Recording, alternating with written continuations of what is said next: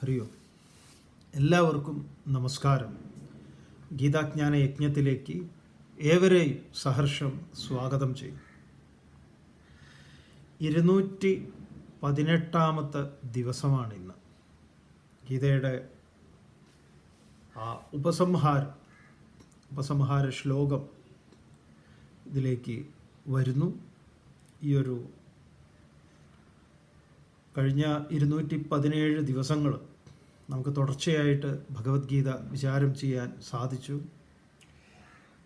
മറ്റ് ബുദ്ധിമുട്ടുകളൊന്നും തന്നെ കൂടാതെ. അതിൻ്റെ ഇടയിൽ നമ്മളെ സംബന്ധിച്ച് നമുക്കറിയുന്നത് പോലെ ജ്യേഷ്ഠൻ്റെ ഒരു മരണമായിരുന്നു. അതിൻ്റെ ഇവിടെ തിരുവനന്തപുരത്ത് തന്നെ ആയതുകൊണ്ട് അതിലൊക്കെ ഒരു അച്ഛൻ്റെ സ്ഥാനത്തുള്ള ഒരാളെന്ന നിലയിൽ അതിൻ്റെ മറ്റു കാര്യങ്ങളിലൊക്കെ അവരോടൊപ്പം നിന്ന് സമാധാനിപ്പിക്കാനും സാന്ത്വനിപ്പിക്കാനും ഒക്കെ സാധിച്ചു.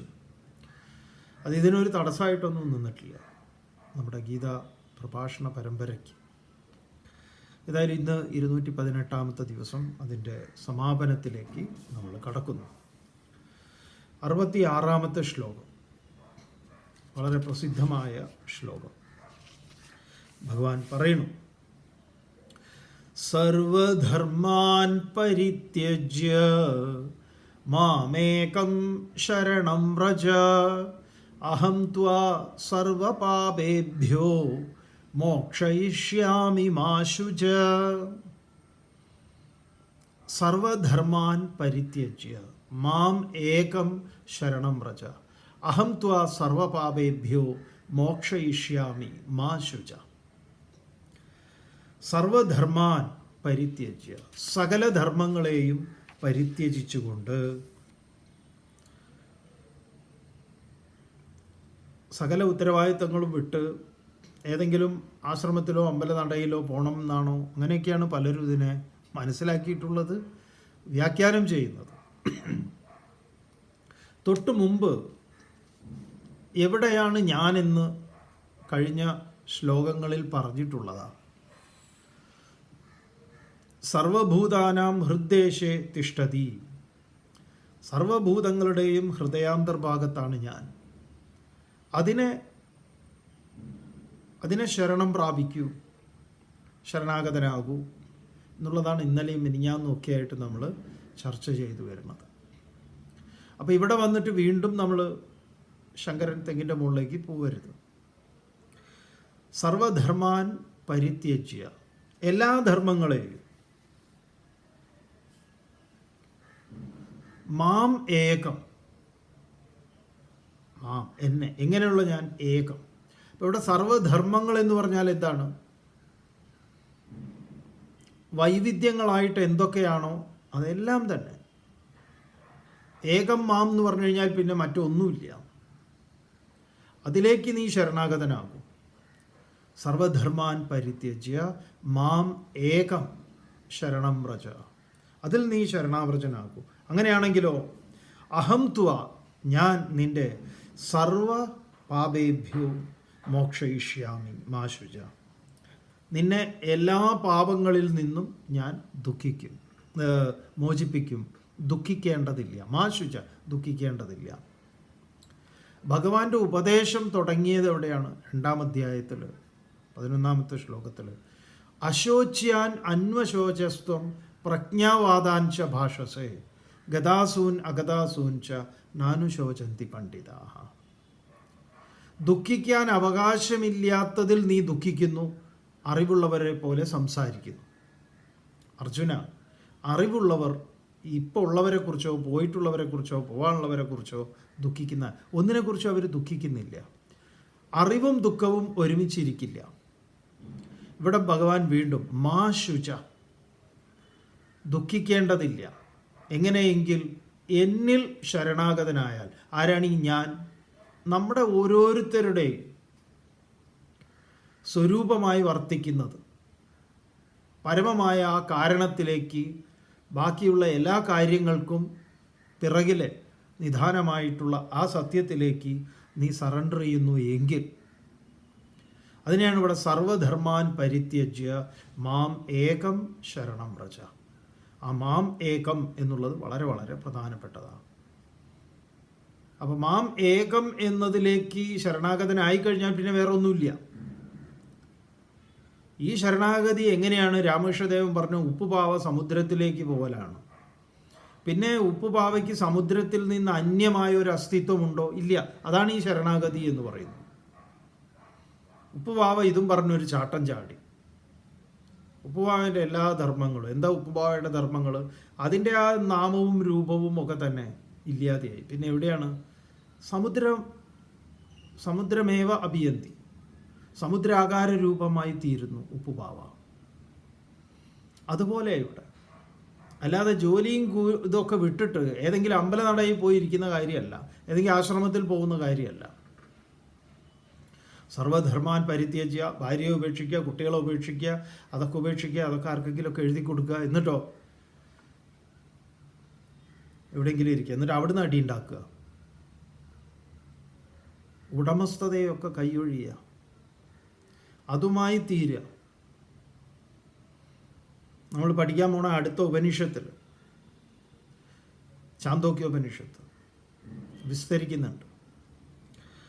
സർവധർമാൻ പരിത്യജ്യ മാം ഏകം ശരണം വ്രജ, ഏകം മാം ശരണം വ്രജ അഹം ത്വാ സർവപാപേഭ്യോ. ഞാൻ നിന്നെ, പാപം എന്ന് പറഞ്ഞാൽ എന്താണ്? തെറ്റിദ്ധാരണകളാണ്. ആ എല്ലാ തെറ്റിദ്ധാരണകളിൽ നിന്നും ഞാൻ നിന്നെ പൂർണ്ണമായി മോചിപ്പിക്കും അർജുന. യാതൊരു തർക്കവുമില്ല. ശരിക്കും പറഞ്ഞാൽ ഗീത ഇവിടെ അവസാനിക്കുകയാണ്. തുടർന്ന് ഭഗവാൻ വീണ്ടും പറയും, ഇതം തേ ന തപസ്കായ ന ഭക്തായ കഥാചന നജ ശുശ്രൂഷവേ വാച്യം നച മാം യോഭ്യസൂയതി. ഇതുണ്ടല്ലോ അർജുന, ഇതം തേ ന തപസ്കായ ന അഭക്തായ കഥാചന നച അശ്രൂഷവേ വാച്യം നച മാം യഹ അഭ്യസൂയതി.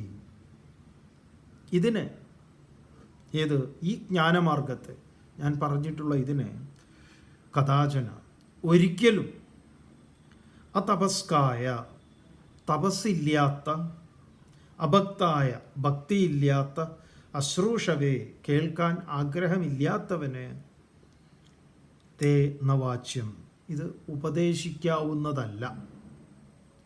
എന്താ ഗീത എല്ലാവർക്കും മനസ്സിലാവാത്തത്? ഈ ഒരു പ്രശ്നമുണ്ട്. ഗീത മനസ്സിലാവണമെങ്കിൽ അതിനൊരു സംസ്കാരം ആവശ്യമുണ്ട്. ഗീത എന്നല്ല, ഏത് മനസ്സിലാക്കാനും അതിന് അതിൻ്റേതായിട്ടുള്ള ഒരു സംസ്കാരമുണ്ട്. ആ സംസ്കാരത്തിലൂടെ അല്ലാതെ അത് മനസ്സിലാക്കാൻ സാധിക്കില്ല. നിങ്ങൾ ഏത് ചിത്രകലയാണെങ്കിലും സംഗീതമാണെങ്കിലും എന്തും എല്ലാം തന്നെ. അപ്പോൾ ഈ ഫിലോസഫി തീർച്ചയായിട്ടും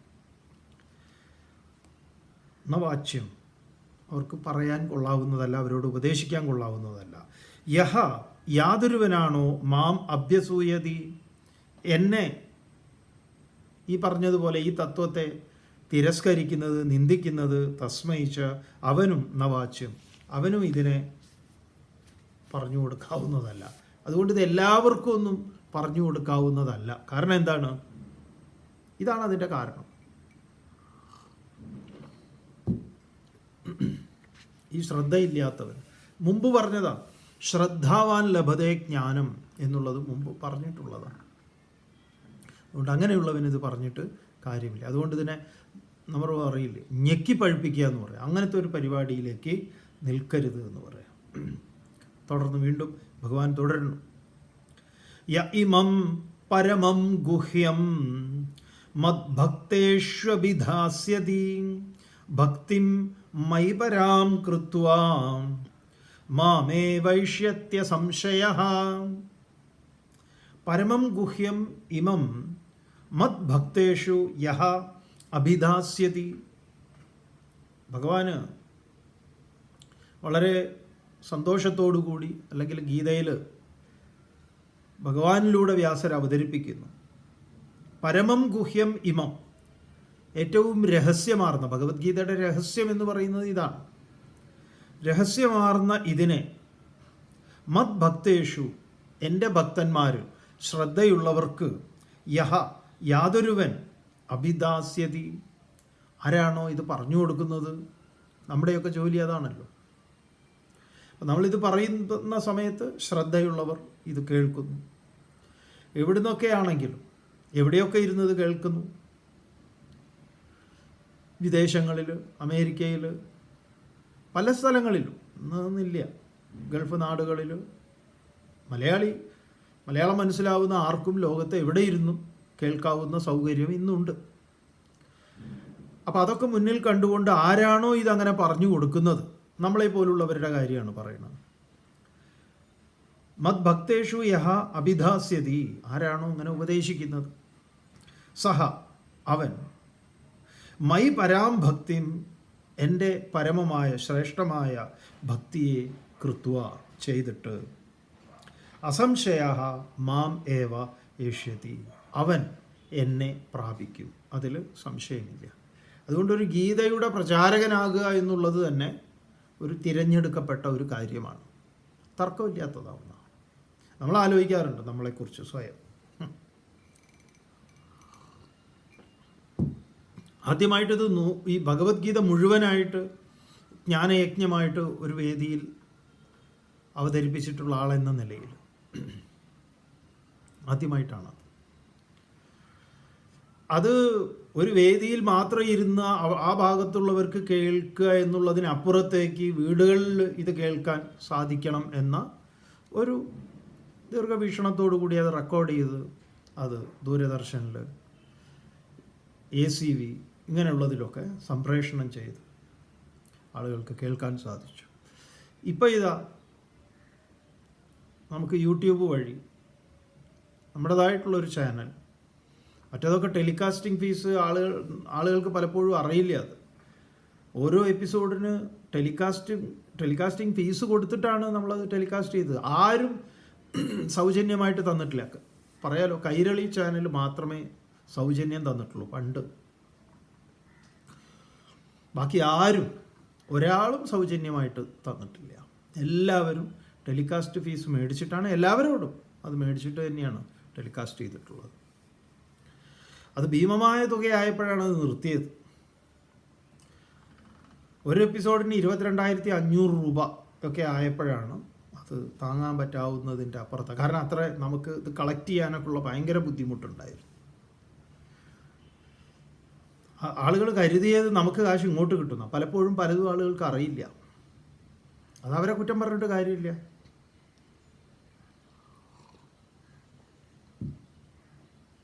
അപ്പോൾ ആരാണോ ഇത് പറയുന്ന വക്താവ്, അതുപോലെ കേൾക്കുന്ന ശ്രോതാവ്, രണ്ടുപേരെയും ഭഗവാൻ അനുഗ്രഹിക്കുന്നതായിട്ട് പറയുന്നു.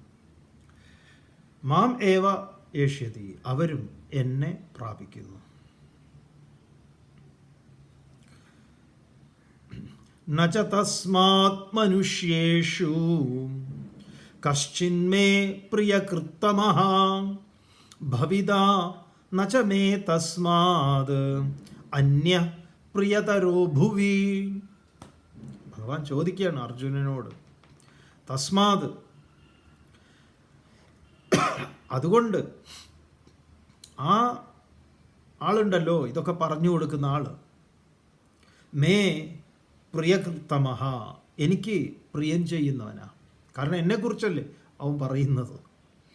മനുഷ്യേഷു മനുഷ്യരിൽ ന കശ്ചിത് ഒരുത്തനുമില്ല, തസ്മാത് മേ പ്രിയതരഹ അവനേക്കാൾ പ്രിയപ്പെട്ടവനായി എനിക്ക് മറ്റൊരുത്തനുമില്ല. അപ്പം നമ്മൾ ഭഗവാന്റെ ഗുഡ് ബുക്കിലാണ്, അവരുടെ അടുത്താണ്. അവർ പറയുന്നു, ഇങ്ങനെയുള്ളവർ ഭഗവത്ഗീത പറയുന്ന എൻ്റെ ഭക്തർക്ക്, എത്രയോ പേർക്ക് ആഗ്രഹമുണ്ട് ഭഗവത്ഗീത. നമ്മൾ ഭഗവത്ഗീത 108 ദിവസം ഭഗവത്ഗീത മുഴുവനായിട്ട് പറയണമെന്ന് ആഗ്രഹിച്ചിട്ടുള്ളത്. നമ്മളത് ഓരോ ചാപ്റ്റർ ആശ്രമത്തിൽ ചേരുന്നതിന് മുമ്പ് അവിടെ കേട്ടപ്പോൾ അന്ന് നമ്മുടെ മാനസികാവസ്ഥയാണ് ഇത് തുടർച്ചയായിട്ട് പഠിക്കാൻ വേണ്ടി ആശ്രമത്തിൽ ജീവിതം സമർപ്പിക്കേണ്ടതുണ്ട് 3 വർഷത്തോളം. അതല്ലാതെ ഇതിനെ ഒന്ന് ചിട്ടപ്പെടുത്തി ആളുകൾക്ക് ഇതിലൊരു പുസ്തകം വായിക്കാൻ, നോവൽ വായിക്കുന്നത് പോലെ വായിക്കുക എന്നുള്ളതല്ലല്ലോ. അങ്ങനെ എന്തുകൊണ്ട്? അപ്പോൾ ഇത് ആളുകൾ വരുമോ എന്നുള്ളതായിരുന്നു ഇതിൻ്റെ ഈ ആശയം പറഞ്ഞ സമയത്ത്. ആളുകൾ വരികയോ വരാതിരിക്കുകയോ ചെയ്യട്ടെ, താല്പര്യമുള്ളവരുണ്ട് എന്ന് നമുക്ക് നല്ല ഉറപ്പായിരുന്നു. പക്ഷേ ആളുകൾ സീറ്റ് പിടിക്കാൻ വേണ്ടി വലിയ ക്യൂ ആയിരുന്നു. അത് തിരുവനന്തപുരത്ത് നടക്കുമ്പോഴും എറണാകുളത്ത് നടക്കുമ്പോഴും. അത് കേട്ടവരിപ്പോഴും ഇത് കേൾക്കുന്നുണ്ട്. കാരണം ഭഗവത്ഗീതയുടെ സൗന്ദര്യമാണത്. ഇത് സിനിമ കണ്ടു കഴിഞ്ഞതുപോലെയല്ല. ഓരോ ആവർത്തിയും കേൾക്കുമ്പോൾ നമുക്ക് പുതിയ പുതിയ ആശയങ്ങളും നൂതനമായ ചിന്തകളും നമ്മുടെ ഉള്ളിൽ വരും. അപ്പോൾ ഇത് പറയുന്നവർ മനുഷ്യേഷു പ്രിയകൃത്തമഹ, എനിക്ക് ഏറ്റവും പ്രിയപ്പെട്ടവനാണ്. ന കശ്ചിത്, വേറൊരുത്തൻ ഇല്ല എന്ന് പറയും. തസ്മാത് മേ പ്രിയതരഹ, എനിക്ക് ഏറ്റവും പ്രിയപ്പെട്ടതായിട്ട്. അന്യഹ ഭുവി ഭവിത നച, ഭഗവാൻ കുറച്ച് കയറ്റിയിട്ടാണ് പറയുന്നത്. ഈ ഭൂമിയിൽ ഇനി ഒരുത്തൻ ഉണ്ടാകുകയും ഇല്ല എന്നാണ്. വേറെന്താ വേണ്ടത് നമുക്ക് ഈ ധർമ്മശാസ്ത്രത്തിൽ നിന്ന്? ഇങ്ങനെയൊക്കെ പറയുമ്പോൾ അവസാനത്തെ അധ്യായത്തിൽ അവസാന ഭാഗത്താണ് ഇത് കൊണ്ടുപോയി പറഞ്ഞത്. അതുകൊണ്ടാണ് ഇതിൻ്റെ ഭഗവാൻ തന്നെ പറഞ്ഞിരിക്കുന്നത്, സ്വൽപ്പമപ്യസ്യ ധർമ്മസ്യ ത്രായതേ മഹതോ ഭയാത്. ധർമ്മത്തിൻ്റെ ഒരു അല്പം മതി ഏറ്റവും വലിയ ഭയത്തെ തീർക്കാൻ എന്ന്. തുടർന്നു, അധ്യേഷ്യേ തേചയ ഇമം ധർമ്മ്യം സംവാദമാവയോഃ ജ്ഞാനയജ്ഞേന തേനാഹം ഇഷ്ടസ്യാമിതി മേ മതിഃ. ഭഗവാന്റെ അഭിപ്രായം പറയുകയാണ്. ആവയോഹോ, നമ്മുടെ രണ്ടുപേരുടെയും, കൃഷ്ണൻ്റെയും അർജുനൻ്റെയും ധർമ്മ്യം ഇമം സംവാദം, ഈ ധർമ്മരൂപമായിട്ടുള്ള നമ്മുടെ ഈ സംഭാഷണത്തെ, നിന്റെ ചോദ്യവും എൻ്റെ ഉത്തരവും, അതിനെ സംവാദത്തെ യഹ, യാതൊരുവനാണോ, അധ്യേഷ്യതേ, ആരാണ് അധ്യയനം ചെയ്യുന്നത്, പഠിക്കുന്നത്, തേന, അവനാൽ, ജ്ഞാനയജ്ഞേന, ഇതിപ്പോൾ നടക്കുന്നത് ജ്ഞാനയജ്ഞമാണ്. ഈ ജ്ഞാനരൂപമായിട്ടുള്ള യജ്ഞം കൊണ്ട് അഹം, ഞാൻ, ഇഷ്ടഃ സ്യാം, ഞാൻ ഇഷ്ടപ്പെട്ടവനായി തീരുന്നു. നിങ്ങൾ വേറെ എന്തെങ്കിലും ശയനപ്രദക്ഷിണം ചെയ്യണമെന്നോ അത് ചെയ്യണമെന്നോ ഇത് ചെയ്യണമെന്നോ അല്ല, ഭഗവാൻ ഇഷ്ടപ്പെട്ട കാര്യമായി പറയുന്നു. ഗീത 2 അക്ഷരം പഠിക്കല, അല്ലാതെ ഭഗവാന് ജയ് വിളിക്കലല്ല. അഹം ഇഷ്ടഃ സ്യാം ഇതി മേ മതിഃ, ഇതാണ് എൻ്റെ മതി, എൻ്റെ അഭിപ്രായം. എൻ്റെ അഭിപ്രായത്തിൽ ഇത് ഏറ്റവും ഉത്കൃഷ്ടമായ ഒരു കർമ്മമായി ഞാൻ പരിഗണിക്കുന്നു. അതുകൊണ്ട് നമുക്ക് വളരെ ചാരിതാർത്ഥ്യമുണ്ട് ഗീതാപ്രചാരകനായി പ്രവർത്തിക്കുന്നതിൽ. തുടർന്ന് ഭഗവാൻ വീണ്ടും പറയുന്നു 71-ാമത്തെ ശ്ലോകത്തിൽ, ശ്രദ്ധാവാനനസൂയശ്ച ശൃണുയാദപി യോ നരഃ സോപി മുക്തഃ ശുഭാൻ ലോകാൻ പ്രാപ്നുയാത് പുണ്യകർമ്മണാം. ശ്രദ്ധാവാൻ അനസൂയഃ യഹ നരഃ, യഹ നരഃ, യാതൊരു മനുഷ്യൻ, ശ്രദ്ധാവാൻ, ശ്രദ്ധയുള്ളവനും, അനസൂയഃ, അസൂയയില്ലാത്തവൻ, ശൃണുയാത്, ഇതിനെ കേൾക്കുന്നു എങ്കിൽ, ഈ ഉപദേശത്തെ കേട്ടാൽ അപി സഹ അപി, അവനും മുക്തഃ, അവനും മോചനം കിട്ടുന്നവരെ, പുണ്യകർമ്മണാം ശുഭാൻ ലോകാൻ പ്രാപ്നുയാത്, അത് ഹേതുവായി അവൻ പുണ്യങ്ങളായിട്ടുള്ള ലോകങ്ങളെ പ്രാപിക്കും. അതുകൊണ്ടാണ് ഗീത മരണം നടന്നിട്ടുള്ള വീടുകളിൽ ഭഗവത്ഗീത കേൾക്കുന്നത് നമുക്ക് അങ്ങനെ ആ സമയത്ത് ഇത് കേട്ടവരൊക്കെ ഉണ്ടെങ്കിൽ അവർക്കൊരു അതിലേക്കിങ്ങനെ മനസ്സ് വ്യാപരിക്കും. അത് ഹേതുവായി മനസ്സിനൊരു ശാന്തി ഉണ്ടാവും. അത് വളരെ പ്രധാനപ്പെട്ട ഒന്നാണ്. തുടർന്ന് ഭഗവാൻ പറയുന്നു, കച്ചിദേതത് ശ്രുതം പാർത്ഥ ത്വയൈകാഗ്രേണ ചേതസാം കച്ചിദജ്ഞാനസമ്മോഹഃ പ്രണഷ്ടസ്തേ ധനഞ്ജയ. ഭഗവാൻ അർജുനനോട് അവസാനം അങ്ങോട്ട് ചോദിക്കുക, ഹേ പാർത്ഥ, അർജുന, വളരെ സ്നേഹത്തോടു കൂടിയ അർജുന, ഏതത് ഞാൻ ഈ ഉപദേശിച്ചിട്ടുള്ള ഉപദേശങ്ങളെല്ലാം തന്നെ ത്വയ നിന്നിൽ ഏകാഗ്രേണ ചേതസ ഏകാഗ്രമായ മനസ്സുകൊണ്ട് ശ്രുതം കേട്ടോ, നീ നന്നായി മനസ്സിലാക്കിയോ? കച്ചിത് ധനഞ്ജയ, നീ നന്നായി കേട്ടോ. ഹേ ധനഞ്ജയ, അല്ലയോ അർജുന, തേ അജ്ഞാനസമ്മോഹ പ്രണഷ്ട കച്ചിത്,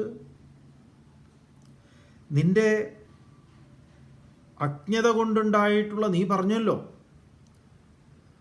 കാർപ്പണ്യദോഷോപഹത സ്വഭാവ പൃച്ഛാമി ത്വാം ധർമ്മസമ്മൂഢചേതാഃ യശ്രേയസ്യാൻ നിശ്ചിതം ബ്രൂഹി ശിഷ്യസ്തേഹം ശാതിമാം ത്വാം പ്രപന്നം എന്നൊക്കെ നീ പറഞ്ഞിരുന്നു. നീ ധർമ്മസമ്മൂഢചേതനായി, ധർമാധർമ്മം എന്താണെന്ന് എനിക്കറിയില്ല, അതുകൊണ്ട് ഞാൻ അങ്ങയോട് ചോദിക്കുന്നു, ഏതൊന്നാണോ ശ്രേയസ്കരം അതെനിക്ക് പറഞ്ഞു തരൂ എന്ന് ഞാൻ അങ്ങയോട് പറഞ്ഞിട്ടുണ്ട്. അപ്പം അർജുന, നിന്റെ പ്രശ്നങ്ങളൊക്കെ തീർന്നോ എന്നാ ചോദിക്കുന്നു. ഇതാണ് അജ്ഞാനസമ്മോഹ പ്രണഷ്ട കശ്ചിത്, അത് നീങ്ങിയോ? അജ്ഞാനം കൊണ്ടുണ്ടായ സമ്മോഹം തീർന്നോ നിനക്ക്? ഇനിയും ഞാൻ എന്തെങ്കിലുമൊക്കെ പറഞ്ഞു തരേണ്ടതുണ്ടോ? ചോദ്യം. അർജുനൻ മറുപടി പറയുന്നു ഭഗവാനോട്. പാവം അർജുനൻ. അർജുന ഉവാച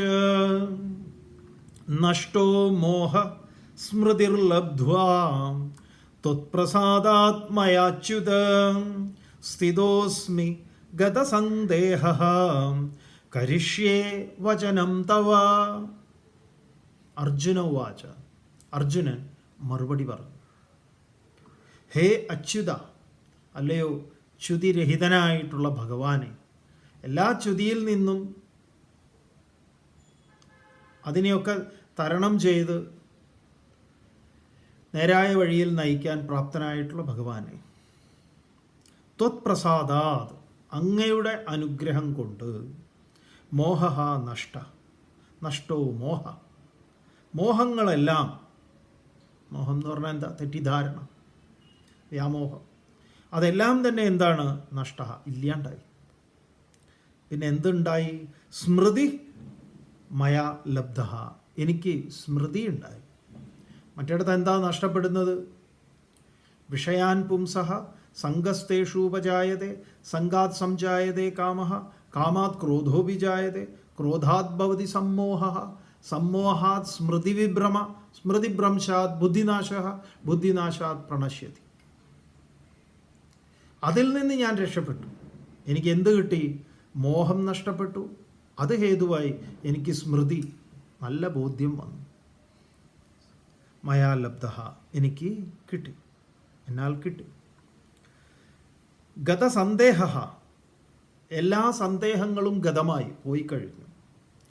സ്ഥിത അസ്മി, ഞാനിതാ ഒരു ദൃഢമനസ്കനായി തീർന്നിരിക്കുന്നു. അഹം, ഞാൻ, തവ വചനം കരിഷ്യേ, ഞാൻ അങ്ങ് എന്താണോ പറഞ്ഞത് അത് ഞാൻ ചെയ്യാൻ, എനിക്കതിനെ പ്രവൃത്തിപഥത്തിൽ കൊണ്ടുവരുന്നതിന് ഞാൻ പ്രാപ്തനായി എന്ന് അർജുനൻ ഭഗവാനോട് പറഞ്ഞു. അങ്ങനെ അർജുനനും ഭഗവാനും തമ്മിലുള്ള ഇടപാട് ആ ഒരൊറ്റ ഇതിൽ കഴിഞ്ഞു. ഭഗവത്ഗീത ആരംഭിക്കുന്നത് സഞ്ജയനിലൂടെയാണ്. ധൃതരാഷ്ട്രൻ്റെ ചോദ്യത്തിന് സഞ്ജയൻ നൽകുന്ന മറുപടിയാണ്. ധർമ്മക്ഷേത്രേ കുരുക്ഷേത്രേ സമവേദായുയുത്സവ മാമകാ പാണ്ഡവാശ്ചൈവ കിമകുർവത സഞ്ജയ എന്ന ധൃതരാഷ്ട്രൻ്റെ ചോദ്യത്തിന് ഉത്തരമായിട്ടാണ് സഞ്ജയൻ മറുപടി കൊടുത്തതാണ് ഭഗവത്ഗീത. ഇപ്പം അതാ മൈക്ക് സഞ്ജയനങ്ങോട്ട് ഏറ്റെടുത്തു. സഞ്ജയ ഉവാച ഇത്യഹം വാസുദേവസ്യ പാർത്ഥസ്യ ച മഹാത്മനഃ സംവാദമിമമശ്രൗഷം അദ്ഭുതം രോമഹർഷണം. സഞ്ജയ ഉവാച. സഞ്ജയൻ ആരോടാ പറയണത്? ധൃതരാഷ്ട്രരോട്. ധൃതരാഷ്ട്രനാണല്ലോ ചോദിച്ചത് അവിടെ എന്താ ഉണ്ടായത് എന്ന്. ആ ഉണ്ടായതിൽ ഏറ്റവും പ്രധാനപ്പെട്ട അർജുനനും ഭഗവാനും തമ്മിലുള്ള സംവാദം, അതിനെക്കുറിച്ച് പറയാം. ഇത്യഹം വാസുദേവസ്യ പാർത്ഥസ്യ ച മഹാത്മനഃ. ഇതി പ്രകാരം മഹാത്മനഃ വാസുദേവസ്യ പാർത്ഥസ്യ, മഹാത്മാവായിട്ടുള്ള ശ്രീകൃഷ്ണനും അതുപോലെ തന്നെ അർജുനനും, അവരുടെ രണ്ടുപേരുടെയും അദ്ഭുതം രോമഹർഷണം ഇമം സംവാദം അശ്രൗഷം, അത്ഭുതപ്പെടുത്തുന്ന രോമാഞ്ചമുണ്ടാകുന്ന ഈ സംവാദത്തെ ഞാൻ കേട്ടു. അപ്പം ഇത് കേൾക്കാനുള്ള അനുഗ്രഹം വ്യാസര് തന്നെ നൽകിയിട്ടുണ്ട്. അത് ഹേതുവായി ഞാൻ കേട്ടു, എന്നിലൂടെ ഇതാ അങ്ങും കേട്ടു. അതെങ്ങനെയാണ് എനിക്ക് എന്നുള്ളത് ഈ ആളോട് വീണ്ടും പറയുകയാണ്. ആര്? സഞ്ജയൻ. വ്യാസപ്രസാദാത് ശ്രുതവാൻ ഏതദ് ഗുഹ്യമഹം പരം യോഗം യോഗേശ്വരാത് കൃഷ്ണാത് സാക്ഷാത് കഥയത സ്വയം. വ്യാസപ്രസാദാത്, വ്യാസഭഗവാന്റെ അനുഗ്രഹം കൊണ്ട്, അങ്ങയുടെ പിതാവിൻ്റെ അനുഗ്രഹം കൊണ്ട്. ആ അനുഗ്രഹം അങ്ങേക്ക് വേണോ എന്ന് ചോദിച്ചു. അങ്ങ് പറഞ്ഞു എനിക്ക് വേണ്ട എന്ന്. ആ അനുഗ്രഹം കൊണ്ട് പരം ഗുഹ്യം ഏതത് യോഗം, രഹസ്യങ്ങളുടെ രഹസ്യമായിട്ടുള്ള ഈ യോഗത്തെ, ചേർച്ചയെ, വിദ്യയെ സ്വയം കഥയത, താനേ തന്നെ തന്നെത്താൻ ഉപദേശിക്കുന്ന യോഗേശ്വരാത്, യോഗേശ്വരനായിട്ടുള്ള കൃഷ്ണാത്, കൃഷ്ണനിൽ നിന്ന് അഹം സാക്ഷാത് ശ്രുതവാൻ, ഞാൻ നേരിട്ട് കേട്ടതാണ്. ഭഗവാനിൽ നിന്ന് ഞാൻ നേരിട്ടിത് കേട്ടു.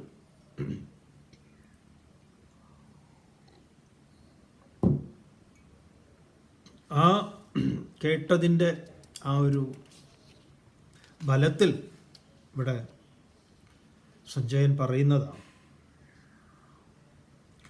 രാജൻ സംസ്മൃത്യ സംസ്മൃത്യ സംവാദമിമമദ്ഭുതം കേശവാർജുനയോ പുണ്യം ഹൃഷ്യാമി ച മുഹുർമുഹു. ഇതൊരു വളരെ പ്രധാനപ്പെട്ടൊരു കാര്യമാണ്. ഗീത എത്ര കേട്ടാലും, എത്ര ചിന്ത ചെയ്താലും, എത്ര പറഞ്ഞാലും ഒരു മടുപ്പുമില്ലാതെ നമ്മുടെ മുന്നിലേക്ക് വീണ്ടും വീണ്ടും വീണ്ടും നവമായിട്ട് അത് നിലകൊള്ളുന്നു എന്നുള്ളത് നമ്മുടെ സഞ്ജയൻ ഒരു സംശയവും കൂടാതെ പറയാം. ഹേ രാജന്, അല്ലയോ ധൃതരാഷ്ട്ര മഹാരാജാവേ, കേശവാർജുനയോഹോ അദ്ഭുതം പുണ്യം ഇമം ഇതം സംവാദം. ശ്രീകൃഷ്ണൻ്റെയും അർജുനൻ്റെയും വിസ്മയകരമായിട്ടുള്ള ഏറ്റവും പരിശുദ്ധമായിട്ടുള്ള ഈ സംവാദം സംസ്മൃത്യ സംസ്മൃത്യ, ഇതിങ്ങനെ ഓർത്തോർത്ത് ഓരോന്നും, ഇപ്പോൾ 1-ാം അധ്യായം മുതൽ ഇങ്ങോട്ടേക്ക് വരെ ഓർത്ത് കഴിഞ്ഞാൽ ഓരോന്നും എന്ത് മനോഹരമായിട്ട് അടുക്കും ചിട്ടയുമായിട്ടാണ് ഈ ഒരു ഫിലോസഫി അവതരിപ്പിച്ചിട്ടുള്ളത്.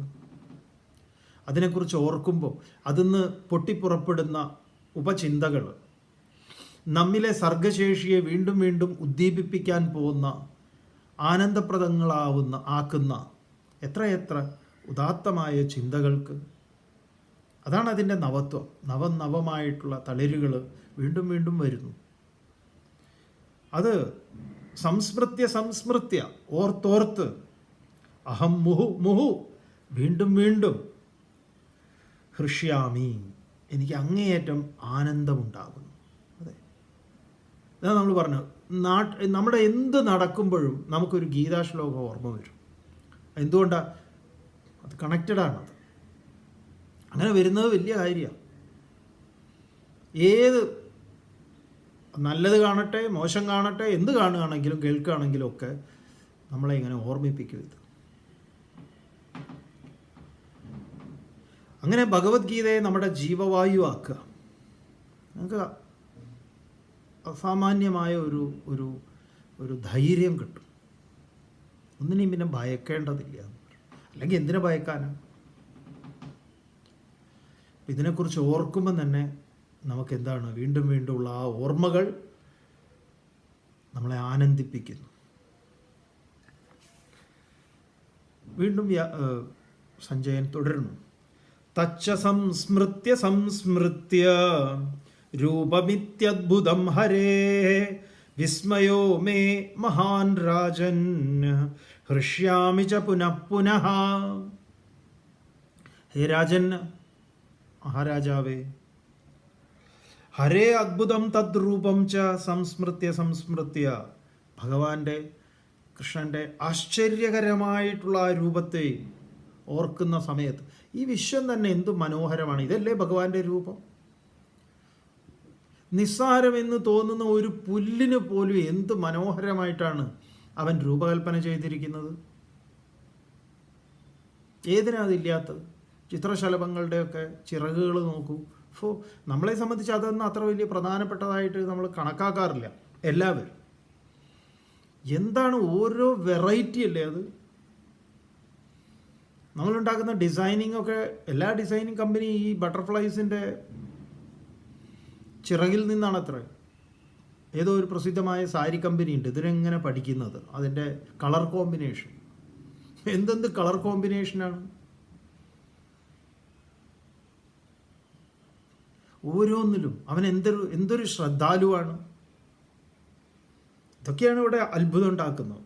ആ രൂപത്തെ സംസ്മൃത്യ സംസ്മൃത്യ, ഓർക്കും തോറും, അല്ലാതെ കേവലം ഒരു ശിവകാശി കലണ്ടറല്ല. അതിങ്ങനെ കാണുമ്പോൾ എന്തോ, എന്നിട്ട് വേറെ ഒന്നും കാണുമ്പോൾ നമുക്ക് ഒന്നുമില്ല. എങ്ങനെയാണ് ഇത് ശരിയാവുന്നത്? ഈ വിശ്വത്തെ കാണൂ, ഈ വിശ്വത്തിൽ ഓരോന്നിനെയും കാണൂ. ഒന്നും വേണ്ട, മാവ് പൂത്ത് നിൽക്കുന്നത് നോക്കൂ. പൂവിടുന്നതിന് തൊട്ട് മുമ്പുള്ള അവസ്ഥ, പൂത്ത് കഴിഞ്ഞാലുള്ള അവസ്ഥ, അങ്ങനെ പൂവൊക്കെ മുഴുവൻ ഇതായി കഴിയുമ്പോൾ ആ പൂവിലേക്ക് വരുന്ന തേനീച്ചകളൊക്കെ ഉണ്ട്, വണ്ടുകളൊക്കെ ഉണ്ട്. പിന്നെ അത് ഉണ്ണി വാങ്ങാൻ ചെറിയ പിടുങ്ങ് മുട്ടിടുന്നത്, പിന്നീട് അത് കണ്ണി മാങ്ങിയാവുന്നത്, വലിയ മാങ്ങിയാവുന്നത്, പഴുക്കുന്നത് ഒക്കെ കഴിഞ്ഞ് കൊഴിഞ്ഞ് വീഴുന്നത്, അതിൽ അണ്ണാരക്കണ്ണനും കാക്കിയൊക്കെ വന്ന് ഇതാകെ അറിയുന്നത് അതിനെ പിടിച്ച് എന്താ കണ്ണിമാങ്ങിയാകുമ്പോൾ കുലുക്കി അച്ചാറിട്ട് ഭരണിയിലിട്ട് അടച്ചു വെക്കുക, പിന്നെ ഇത് തോട്ടി വെച്ച് കുലുക്കി താഴെ ഇടുക. എന്തൊരു പുളിയാണെന്ന് പറയുക, അല്ലെങ്കിൽ ഇതൊന്നിനും കൊള്ളില്ല എന്ന് പറയുക. എല്ലാറ്റിനും ഏതിനും എന്തിനും ഒരു സൗന്ദര്യം ഇല്ലാത്തത്? അത് ആ സൗന്ദര്യം മുഴുവൻ ഈ ഭഗവാന്റെ സൗന്ദര്യമാണ്.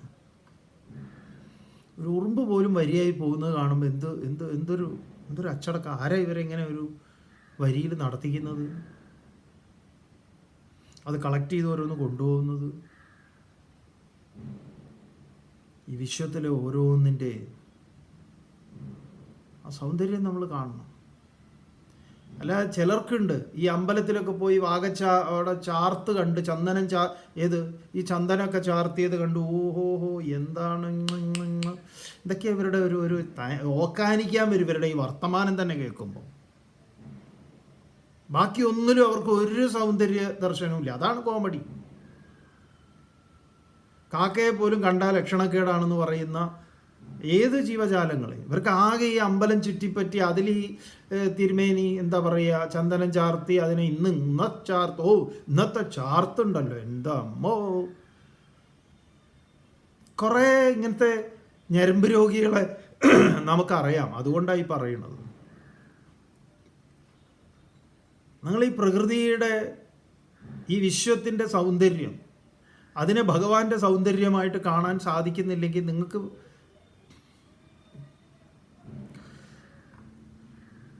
കൃഷ്ണ ഗുരുവായൂരപ്പ പറയാണ്. സംസ്മൃത്യ അതിനെ ഓർത്തോർത്ത് മേ വിസ്മയ, എനിക്ക് അത്ഭുതം, മഹാൻ, അതിനെ ആ വിസ്മയ അത്ഭുതവും മഹാൻ അഹം പുനഃ ഹൃഷ്യാമി, അത് ഞാൻ തന്നെ വലുതാകുന്നു എന്ന് പറയും. എനിക്ക് വീണ്ടും വീണ്ടും എൻ്റെ ഹൃദയം ആനന്ദം കൊണ്ട് തിമർക്കുന്നു. ഞാനൊരു കാര്യം പറയാം. മൂപ്പരുടെ ഒരു കലാശക്കൊട്ട്.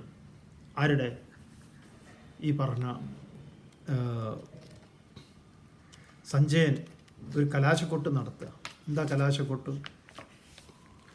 യത്ര യോഗേശ്വര കൃഷ്ണ യത്ര പാർത്ഥോ ധനുർധരഃ തത്ര ശ്രീർ വിജയോ ഭൂതിർ ധ്രുവാനീതിർമതിർമമ. യത്ര യോഗേശ്വരഃ കൃഷ്ണ യത്ര പാർത്ഥോ ധനുർധരഃ തത്ര ശ്രീ വിജയോ ഭൂതിർ ധ്രുവാനീതിർ മതിർമമ. വളരെ പ്രധാനപ്പെട്ടതാണ്. എന്താണ്? യത്ര, എവിടെ? യോഗേശ്വര കൃഷ്ണ, യോഗേശ്വരനായ കൃഷ്ണൻ. യോഗേശ്വരനായ കൃഷ്ണൻ എന്ന് പറഞ്ഞാൽ ആധ്യാത്മികതയുടെ, അറിവിൻ്റെ ജ്ഞാനമൂർത്തിയായിരിക്കുന്ന കൃഷ്ണൻ എന്ന് പറഞ്ഞാൽ ആ സ്പിരിച്വാലിറ്റി, അതിൻ്റെ റെപ്രസെൻറ്റേഷനാണ്.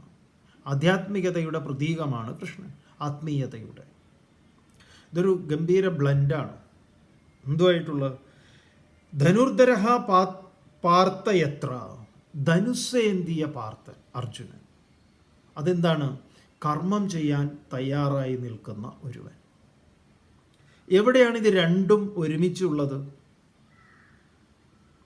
വളരെ പ്രധാന. അറിവ്, അറിവിൻ്റെ നിറവിലുള്ള കർമ്മം, അല്ലാതെ വിവരക്കേടല്ല. ഇതിൻ്റെ രണ്ടിൻ്റെയും കോമ്പിനേഷനാണ്, കോംബോ ആണത്. സ്പിരിച്വാലിറ്റി, അതിനോടൊപ്പം നിൽക്കുന്ന, നിങ്ങൾ ഭൗതികത എന്നോ എന്ത് വേണമെങ്കിൽ പറഞ്ഞോളൂ, ഇതില്ലാത്തത് വെറും വട്ടപൂജ്യമാണ്. അത് ഉണ്ടാകുമ്പോഴാണ്, ആധ്യാത്മികത ഉണ്ടാകുമ്പോഴാണ് അതിനൊരു ഗുണപരമായ ഒരു കാര്യം ഉണ്ടാവുക, അല്ലെങ്കിൽ നശീകരണമാണ്. അപ്പം എത്ര യോഗേശ്വര കൃഷ്ണ എത്ര പാർത്ഥോ ധനുർധരഃ തത്ര, അവിടെ ഞാൻ കാണുന്നു ശ്രീ, ഐശ്വര്യം, വിജയ, വിജയം, ഭൂതി, അഭിവൃദ്ധി, ധ്രുവ, നീതി, ഉറപ്പുറ്റ നീതി. ഇതാണ് മേമതി, എൻ്റെ അഭിപ്രായം. എൻ്റെ അഭിപ്രായത്തിൽ അവിടെ മാത്രമേ അതുള്ളൂ. വിവേകാനന്ദ സ്വാമികൾ ഇതാ പറഞ്ഞത്. ആധ്യാത്മികതയില്ല, അമേരിക്കയിൽ പോയിട്ടാണ് സ്വാമിജി അത് പറഞ്ഞത്. ആധ്യാത്മികതയിൽ അല്ലാതെ പടുത്തുയർത്തിയ ഈ സൗധങ്ങൾക്ക് ഞാൻ അധികം ആയുസ് കാണുന്നില്ല എന്ന് പറയുന്നുണ്ട്. ഈ ആധ്യാത്മികതയിൽ പടുത്തുയർത്തണം. അതുകൊണ്ടാണ് നമ്മുടെ ചതുർവിധ പുരുഷാർത്ഥങ്ങളിൽ ധർമാർത്ഥ കാമ മോക്ഷം വളരെ പ്രധാനമായിരിക്കുന്നത്. ധർമ്മമാണ് അതിന് എല്ലാറ്റിൻ്റെയും അടിസ്ഥാനം. കാമത്തിനും അടിസ്ഥാനം അതാണ്, അർത്ഥത്തിനും അടിസ്ഥാനം അതാണ്. ഓം തത്സദിതി ശ്രീമദ് ഭഗവത്ഗീതാസുപനിഷത്സു ബ്രഹ്മവിദ്യായാം യോഗശാസ്ത്രേ ശ്രീകൃഷ്ണാർജുന സംവാദേ മോക്ഷസന്യാസയോഗോ നാമ അഷ്ടദശോധ്യായഃ. ഇങ്ങനെ ശ്രീമദ് ഭഗവത്ഗീതയാകുന്ന ഉപനിഷത്ത് ബ്രഹ്മവിദ്യയാണ്, യോഗശാസ്ത്രമാണ്, അല്ലാതെ യുദ്ധവിദ്യയല്ല. കൃഷ്ണനും അർജുനനും തമ്മിലുള്ള സംവാദ രൂപത്തിലുള്ള ഈ ശാസ്ത്രം ഇവിടെ ഉപസംഹരിക്കുന്നു. ശിഷ്ടാചാരപ്രകാരം അത് തുടങ്ങിയിട്ട് അവസാനിപ്പിക്കുക എന്നുള്ള. അതുകൊണ്ട് വീണ്ടും ഗീത തുടങ്ങുന്നു. ധൃതരാഷ്ട്ര ഉവാച ധർമ്മക്ഷേത്രേ കുരുക്ഷേത്രേ സമവേതായുയുത്സവഃ മാമകാഃ പാണ്ഡവാശ്ചൈവ കിമകുർവത സഞ്ജയ. ധൃതരാഷ്ട്രൻ ചോദിച്ചു, ധർമ്മക്ഷേത്രമായ കുരുക്ഷേത്ര ഭൂമിയിൽ എൻ്റെ ആളുകളും പാണ്ഡുവിൻ്റെ ആളുകളും, യുദ്ധം ചെയ്യാൻ അണിനിരന്ന് നിൽക്കുന്ന എൻ്റെ ആളുകളും പാണ്ഡുവിൻ്റെ ആളുകളും എന്തു ചെയ്തു? ധർമ്മക്ഷേത്രം, കുരുക്ഷേത്രം നമ്മുടെ തന്നെ ഉള്ളിലാണ്. ഈ ആസുരികമായ ചിന്തകളും സത് ചിന്തകളും തമ്മിൽ എന്താണ് നടക്കുന്നത്?